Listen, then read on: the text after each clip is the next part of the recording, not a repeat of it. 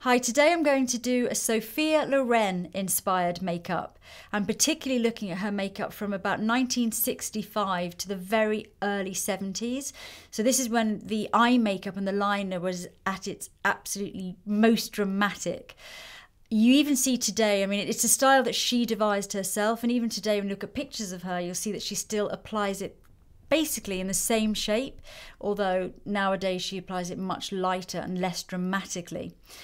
There's a book that she wrote in the mid-80s, actually, which I love and I read all the time. And she says that when she looks back at that era when the makeup was very, very heavy on the eyes, that she feels like she doesn't like it and she doesn't like how it looks. But I mean, for me, it's just such an iconic look. It's so beautiful and it's so her.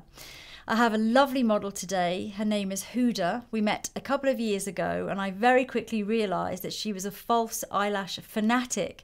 She absolutely loves them and applies them so brilliantly.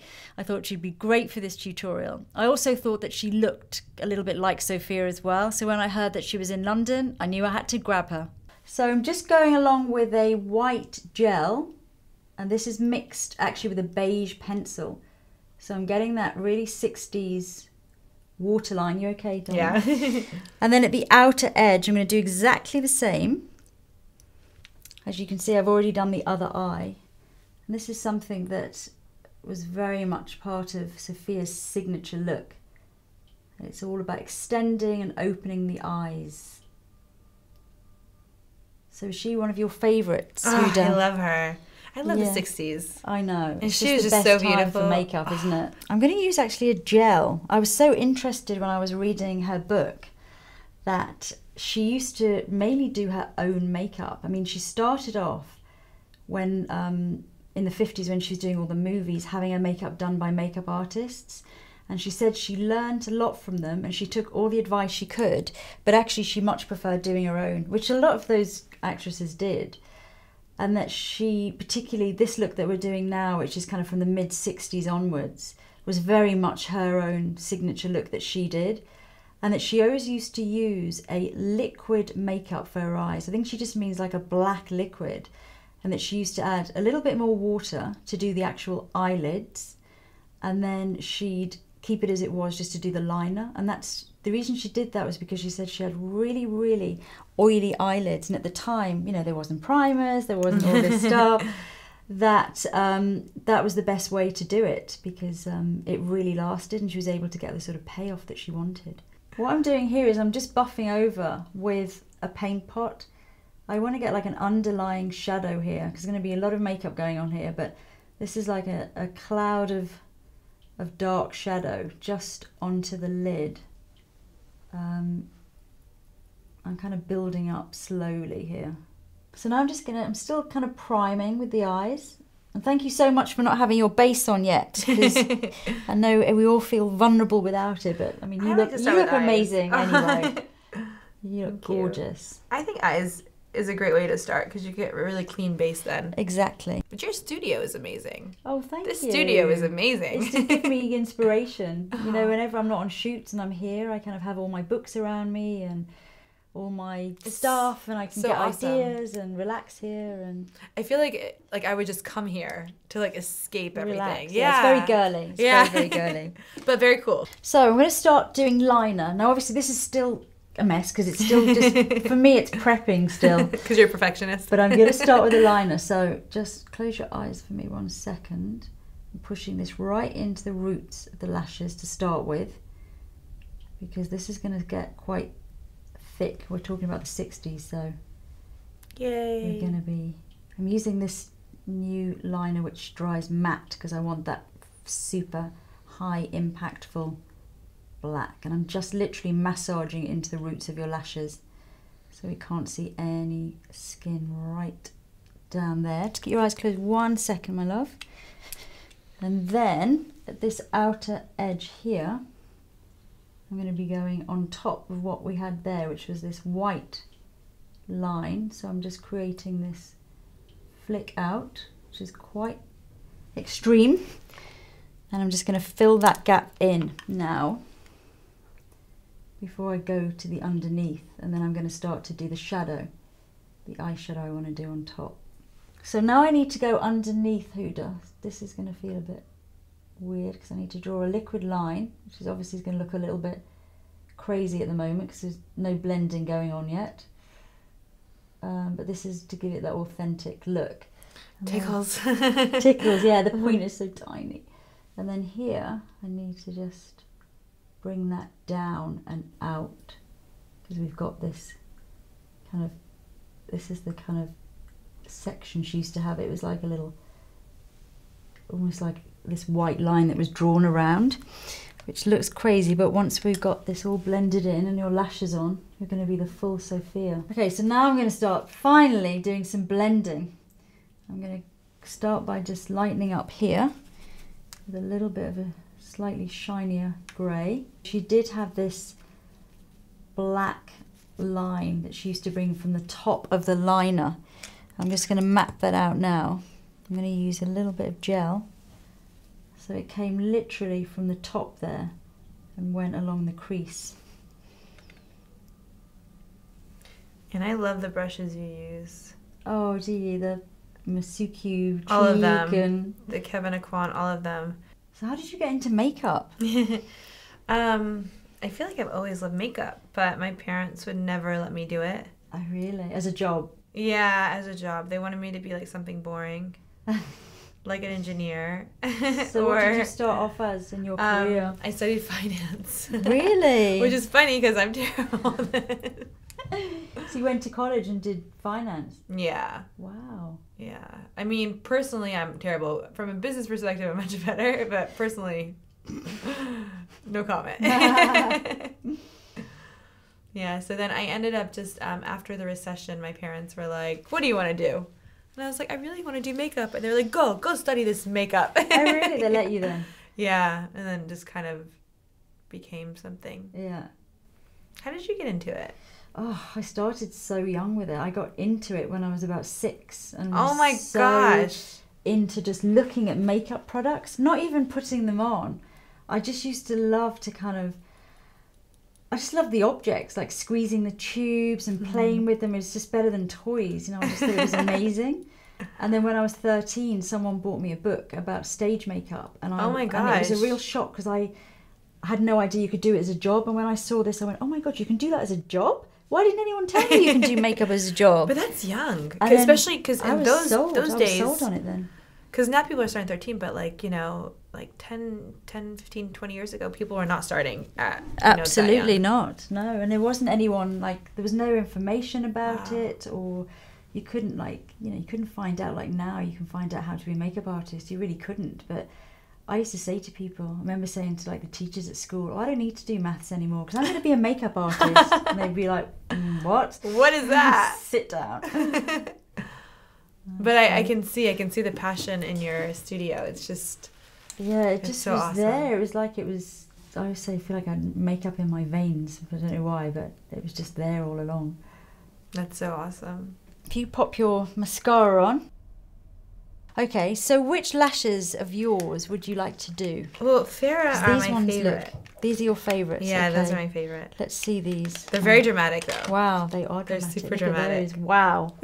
Right, I'd love you to put those on. What we need to do, though, is because Sophia Loren used to, rather than glue them right down to this outer corner, she used to slightly from about here out lift them so they're a little bit above the lashes, so on top of the liner. It's slightly elongated as well. They kind of finished there, if you could do that. So do you want me to do it like here? Yeah, just slightly out, even tiny bit towards, a little bit there. Right there? Yeah. Ooh, I like that actually. That was her trick to give her that big eye look. I feel like it's lifting my eye as well. Yeah, it does. It definitely lifts. So I always like to apply as much glue as thick as the band. I feel like that's kind of like my general rule. Yeah, to get a really good hold. You don't need too much, you don't need too little. It needs to be really as thick as the band. And then I'm just going to drop it in the same place. So you said right here? Yeah, just pull out slightly. Just a bit. I know it feels a bit weird, but it was her trick. Oh, you did that perfectly. You are the lash queen. The lash Right there is good? Yeah. Okay, cool. Yeah, see, it just extends a little bit. I feel like lashes, they've changed my life. So When did you first discover that you loved false eyelashes so much? it was 2004. It was actually, I remember seeing like an ad for a mascara, and I was like, oh my god, those lashes are so amazing. And the guy was like, that's not mascara, those are false lashes. And I was like, what? Yeah. I didn't even know such a thing existed. And so then I just started playing around and slowly got into, creating our own lashes. To find the right ones, and then... We used to go to like all these really great stores, very like simple pharmacies to find them. Mm-hmm. And then... Have you ever been to Japan? No, not yet. Not yet. I really want to go. You're going to love it. Yeah, I think Asia, to be honest, is like amazing for lashes. Me too. I make sure these are even. They look great. Especially because I know you have crazy OCD. I want to make sure I don't disappoint. I don't disappoint right now. Ignore me. She's very particular about these lines. I'm so bad. I'm so bad. I actually really appreciate it because I've never seen anybody so picky. I think it's amazing. I'm annoying. No! They look great. Okay. Okay, so we're going to come back to eyes and finish eyes in a little bit. But I just want to start putting on some base now. You've been very patient and sat here without your base on. And now I'm ready to Yay, base! get your base on for you. So I'm just going to really buff this out. I feel like base is one thing that whenever I see your work, it always looks so natural. Looks like skin. It's my thing. I get very fussy about having this, even if I've got a lot to cover. I want to cover everything that I want to cover, but have it look like there's nothing on there.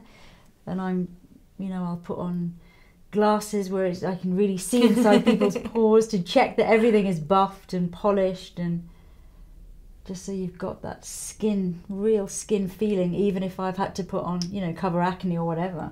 It's a signature. I just want that lovely Lisa Eldridge. seamless. I guess so. I think it's because I had acne when I was a teenager. Did you? Yeah, so I used to have to cover.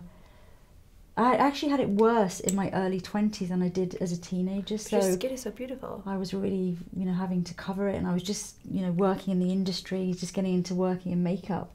So you can imagine how awful I felt having this acne on my face. So I had to get really good at totally covering it without looking like I had any makeup on. And I was always spending ages concealing all my spots in the morning, and I think that's kind of what made me get really good at it. I always feel like it's those things that are personal. Yeah, that are Absolutely. blessings. I was the ugly duckling in my family. That's why I became obsessed with makeup.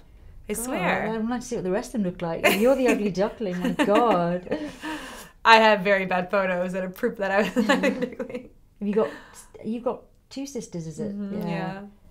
But I feel like it's sometimes those things that are not so good that actually, when you conquer them, they're like the best thing for you. Because your skin, this is what I knew you were going to do today. I knew you were going to do that beautiful skin that you're known for. I love to do it. Okay, so let's do concealer. Now you've mixed up your concealer because you're... Where do you want me to apply it? You do it. No, I don't know where to apply it. Look up. I'm just going to go. I don't know the Sophia Loren way. The Sophia Loren way. Well, mine is very drag. It's like... You've got your... I'm going to go highlight the centre of your face because really, you have already got the Sophia Loren bone structure. But for those who haven't, if you're not so blessed, then if you highlight this whole area, it does give you a bigger cheekbone look. So now I want to finish underneath your eyes. So I'm just going to blend this line that we put on earlier on. Now I need you to do lots and lots of mascara on the lower lashes. So this is a really 60s thing that we need, that kind of almost, not cloggy obviously, but really kind of super 60s. Is that good? Yeah, that's good. I'm just going to brush the end, that one, all the way along. That looks great. I just want to buff over with a slightly warmer. She didn't really do a lot of colour on her eyes, Sophia. It was very much part of the time anyway that people mainly wore black on their eyes, but even later on she still stuck with those greys and occasionally a purple in the 80s, but mainly the kind of more neutral shadows. So for brows, for Sophia's brows, I'm going to do yours. Hers were kind of... they were thick, but they weren't really dense, and she really emphasised that by kind of drawing very, very individual lines and almost having them kind of up the whole time. So I'm going to do it, you've got beautiful brows, I'm going to use this pen which will keep those strokes light so we get more of a natural kind of Sophia look. And you're drawing the lines? Yeah, I'm just drawing lots of really small Feel it. hairs. So we get them kind of filled in, but when I'm going to gel them, hopefully we'll still get separation, which is what I want to achieve if I can. Yeah, I noticed her brows were like little lines. Yeah, well, she did used to draw that is the Sophia look.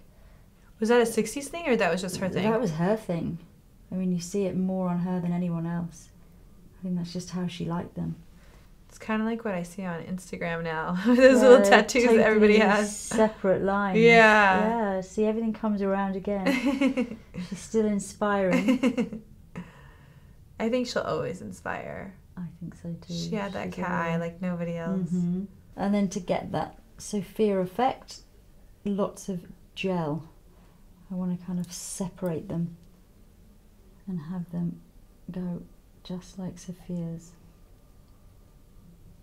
So you're really separating them? Yeah. So I'm actually going to use a liquid highlighter, although I'm going to sculpt and things with powder, simply because I read that Sophia loved to use lipstick on her cheeks because she liked the shine from it. So she always used to put a little bit of lipstick high on her cheek to get the shine. So I think this will kind of give us that effect. And I love how you mix everything. Yeah, I've mixed Eclat Miracle with Opal, Becca Opal. So I think that's a really nice shade for you. So I'm just going to do a little bit of sculpting here for those Sophia cheekbones, which you have anyway. So now I'm going to do some bronzer everywhere, just to warm things up, because Sophia does like her tan. And she often said that she liked to get a tan and then she didn't have to wear any foundation. And that if she did wear foundation, she only liked to wear it where she needed it, so like not all over. So she was very much into that kind of natural tanned look. I love a good tan. I'm just going to put a touch of a peachy blush on. Sophia didn't really wear a lot of blush, but just that little peachy glow high onto the cheekbones. You were saying she wears lipstick. Yeah, she used to wear the lipstick, so it was a shiny blush. It probably looked great with her tan too. Yeah, really highlight her bone structure. Yeah. Now I know I always overline my lips, but you told me I'm not allowed to do that. You're not allowed to do it because Sophia Loren did not overline her lips. She had very full lips like yours. Only for you. You can do them a tiny bit, but not too much. Just So a little bit. On the Cupid's bow, just a little bit? Yeah, just a little bit, yeah. Oh yeah, no, you could definitely see that she'd lined them in all the shots, for sure. She just didn't go kind of over the lips so much. Why? And then I'm going to go quite nudie with the lip, obviously, because it's 60s, and also you always saw that incredible beige mouth against the really tanned skin, which I love. I think you're kind of done, Huda. I think you've got your look on. I think you're Sophia. I'm loving this. You definitely need some diamonds, I think. You can't be Sophia without diamonds. Okay, let's do the diamonds. Okay. You look beautiful, Huda. Thanks for coming.